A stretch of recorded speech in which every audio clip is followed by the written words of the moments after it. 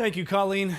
Tonight's other big story, the latest developments surrounding the statewide coronavirus outbreak. The Arizona Department of Health Services is reporting an uptick of cases and deaths related to the virus. As of today, there are 10,960 confirmed cases and 532 deaths. As the number of cases continues to rise in Arizona, the state is slowly starting to reopen. Some retail stores are opening their doors after nearly a month of being closed. Those stores have varying measures to keep social distancing in place. Restaurants are slated to open next week.